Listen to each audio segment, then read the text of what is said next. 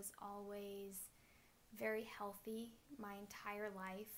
I was an athlete, I was a cheerleader, I ran cross country, I was on a triathlon team. Starting in high school, I started to take musical theater more seriously and ended up giving up those sports to focus more time on dancing and singing and acting, but I always remained very active, and I never had any health problems, not even minor things like asthma or allergies. Not that those things can't be severe, but not even the smallest of health problems is what I'm trying to say. I was always healthy. Then I started college and I joined the marching band because I had been in marching band throughout my entire high school career, and it was something that I really wanted to do. My college had a really large marching band, 400 people, and I was so excited to be there. I was playing the mellophone, and about halfway through the season, I was playing one day, and I just got really dizzy. I started blacking out. I could see the spots in my vision, and I knew that something was wrong. I didn't think too much of it. I just, I felt dizzy. Maybe I didn't eat enough that day. That's kind of what I thought it might have been. And I asked one of my field staff if it was all right if I sat out the rest of rehearsal. So I did. I went to the dining hall that night and I had a big dinner and I drank lots of water. Maybe I was dehydrated, and the whole next day I was making sure I was eating enough, drinking enough, and I got to marching band practice and I was still dizzy.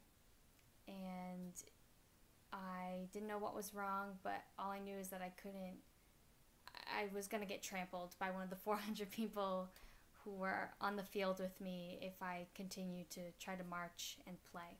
So I sat out. I went to the University Health Services, and they assured me that I was dehydrated. So I went on my merry way and I kept drinking water.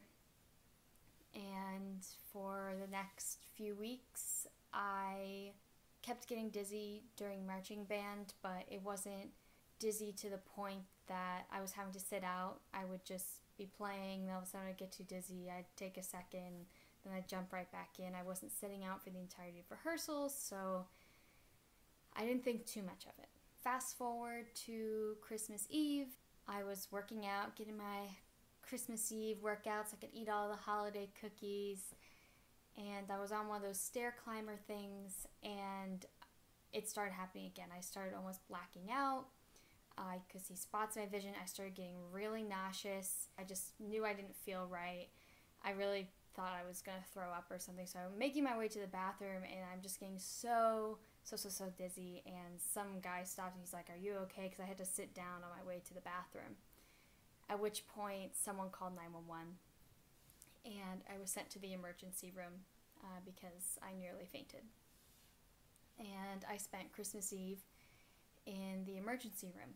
While I was there, I got an EKG done, and from that EKG, I was referred to a cardiologist.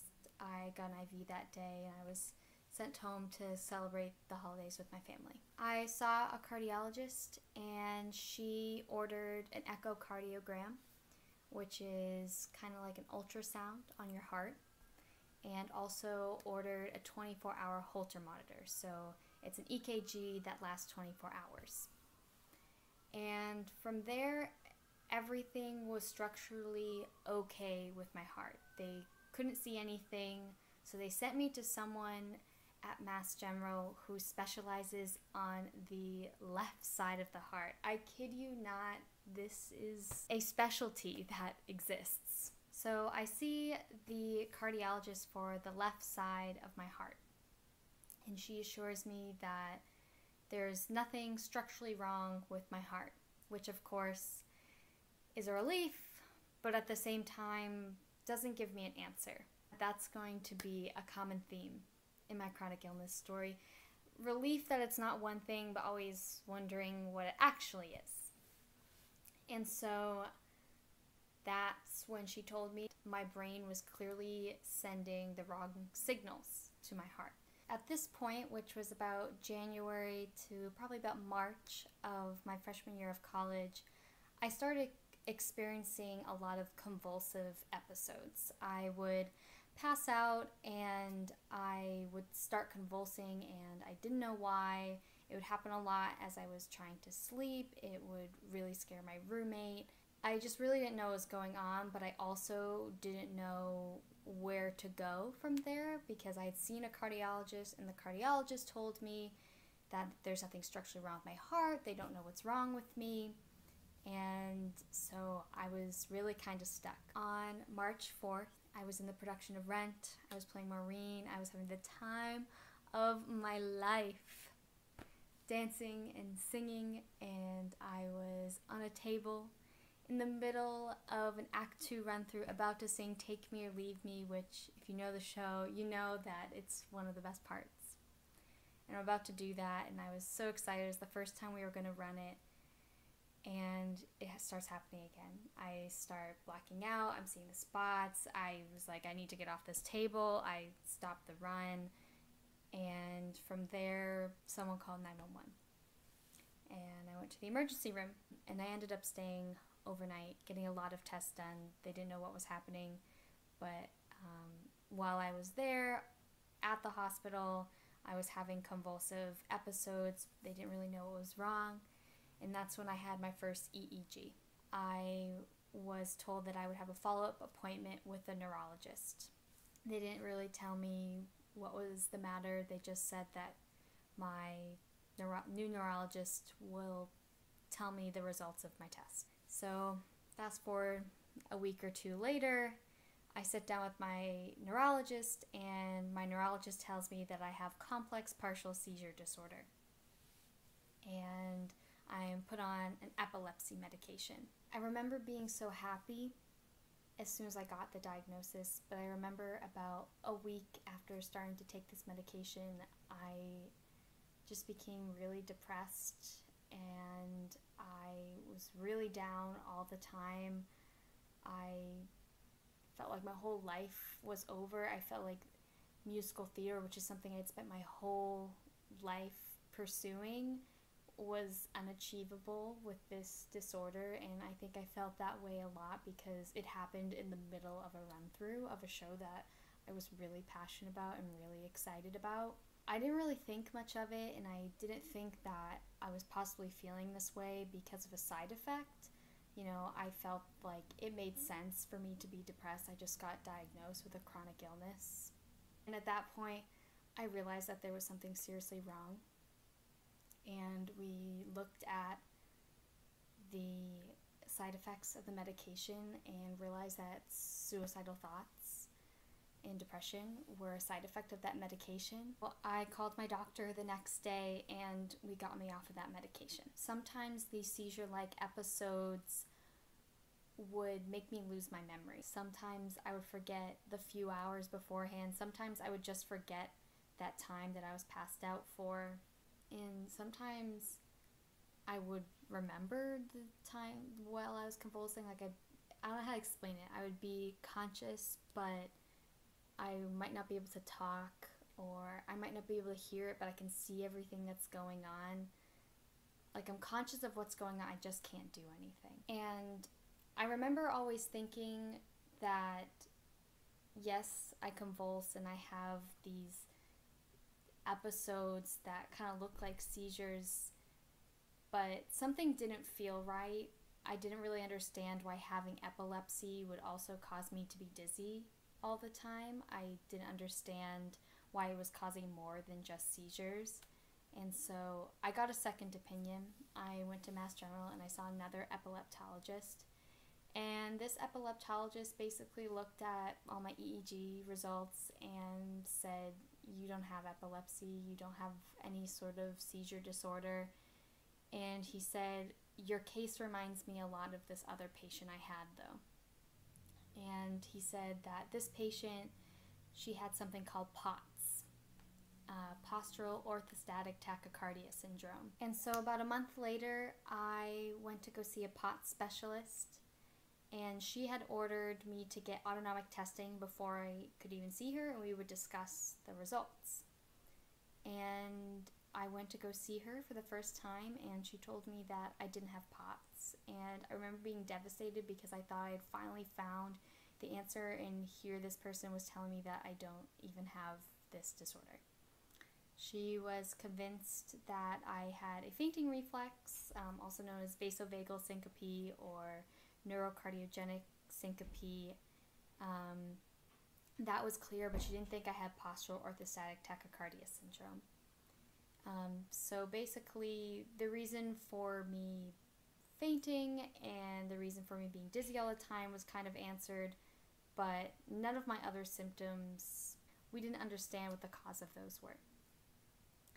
She was convinced that maybe I was depressed and the depression was causing me to have these seizures or seizure-like episodes, and she wanted me to get all of my epilepsy tests redone. Mind you, at this point, I had 2 regular EEGs, a sleep-deprived EEG, so I had to pull an all-nighter and then do an EEG, and I also had a 72-hour EEG, which was this huge thing that was strapped onto my head, and all of those had told me I don't have epilepsy, but she was convinced that I did. And I remember being in the doctor's office, and I remember feeling like I wasn't being listened to as a patient. I remember saying to her that I'd already tried the safest epilepsy medication and how I had these awful side effects from it, and that I knew that the other ones caused birth defects. And she assured me that taking the epilepsy medication only causes birth defects if I take them while I'm pregnant. I was just really overwhelmed in that appointment. When I was still upset, she was like, "Are you pregnant?" And I was like, "No." And she's like, "Are you sure?" And I was like, "No." Like, in my head, I'm like, dude, like, girlfriend, have a girlfriend. But that's beside the point. But I feel like she almost didn't believe me, which was really frustrating, especially coming from a female doctor. I was just frustrated because I thought I finally had a diagnosis, and here someone was telling me that they didn't think I had POTS. And I remember leaving that appointment really, really frustrated and feeling like I just wanted to know what was wrong with me. So at this point, I decided to get a second opinion. I got another autonomic test done, the whole autonomic testing gamut, the tilt table test, the sweat test. And this time I got a Doppler put on my head while all this was happening. In my appointment with this second opinion neurologist, he looked at all of this and we discussed the results of my autonomic testing, and he concluded that I have POTS-like and neurocardiogenic syncope-like symptoms. My symptoms started worsening a lot within the next 6 months to a year. I was becoming more and more dizzy on a daily basis, and something that I was prescribed was something called an exercise protocol, a graded exercise protocol rather. Basically, you do these exercises that start on something like a recumbent bike or something that is seated, and I would do the recumbent bike for 3 minutes for 6 days a week. And then the next week, I would do it for 7 minutes, 6 days a week. And I built up slowly until I got to about 30 minutes. At which point, what is supposed to happen is that I would continue to, I think it was 33 minutes. And at 33 minutes, I would do 30 minutes on the recumbent bike, and then I would try to do 3 minutes running or doing the elliptical or something that was standing. But once I got around the 25, 30-minute mark for this great exercise program, I started experiencing a lot of muscle weakness. And I can only describe it as I could feel them, but they wouldn't be able to move. I wouldn't be able to do the pedals like I was doing them at 5 minutes, 10 minutes. They would just kind of give out on me, and at that point I would have to stop, and I couldn't even stand. And I remember telling my doctor this, and at that point I couldn't continue with the graded exercise. I continued to do the recumbent bike for about 20 minutes a day just to keep up my cardiovascular strength, because I had worked so hard to get there and I didn't want to give up on that.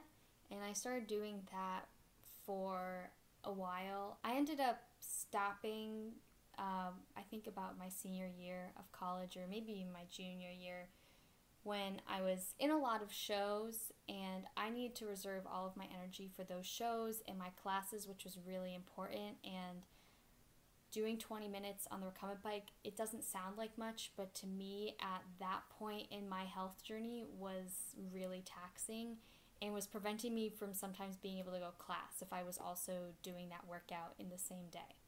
And so I told my doctor about how this kept happening during this graded exercise that I was doing, and how I was also experiencing a lot more fainting as well as a lot of fatigue, especially after I would do these workouts. We decided that a wheelchair would help my life, because whenever my legs would just go weak like that, I wouldn't be able to do anything. And I'd be stuck.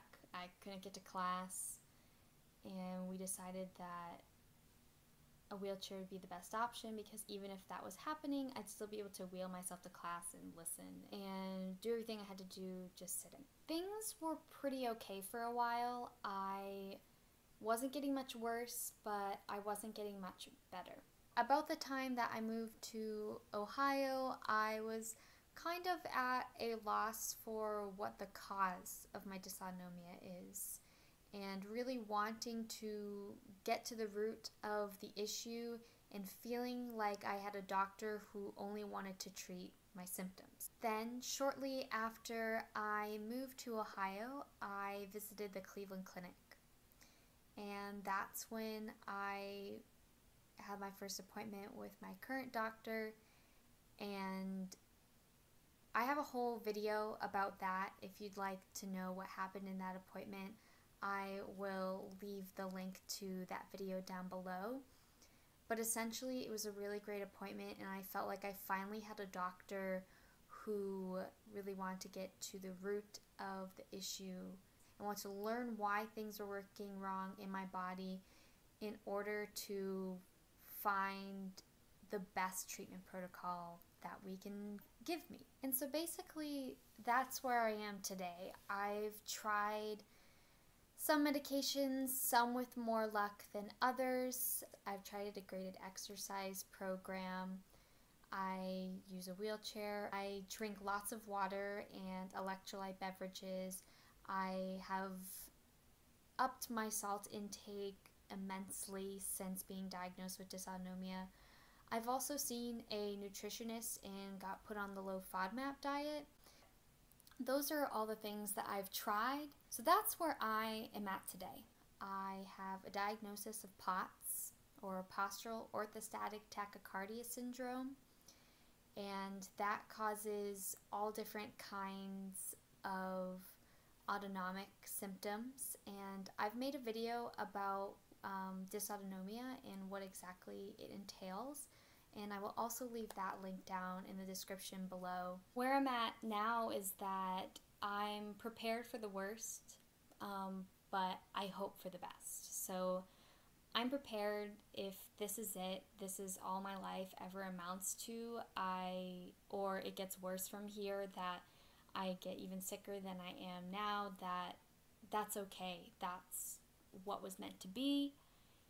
But I also hope for the best, and I hope that, maybe tomorrow I'll wake up and I'll feel completely fine and everything will go back to normal, or a year from now they will come up with a cure for dysautonomia and I will no longer be sick, or maybe I'll find the cause of my dysautonomia and that will lead me to a treatment path that will let me manage my symptoms and be able to perform better, perform smarter, and just live my life to the fullest extent that I can. Thank you so much for watching this video. I bet it was probably a long one, so thank you for sticking around till the end. I hope that if you're someone who is going through some of these kind of symptoms, that hearing that you're not alone helped, or being able to relate to some of the symptoms that I had maybe is going to lead you to finally get a diagnosis and seek treatment. If you're someone who thinks that you have dysautonomia, definitely try to find a doctor who's willing to test you, and I hope and I wish you the best, that you are able to live the life that you always dreamed and more. And having a chronic illness will teach you so much. If you liked this video, hit that little red button and subscribe. Bye.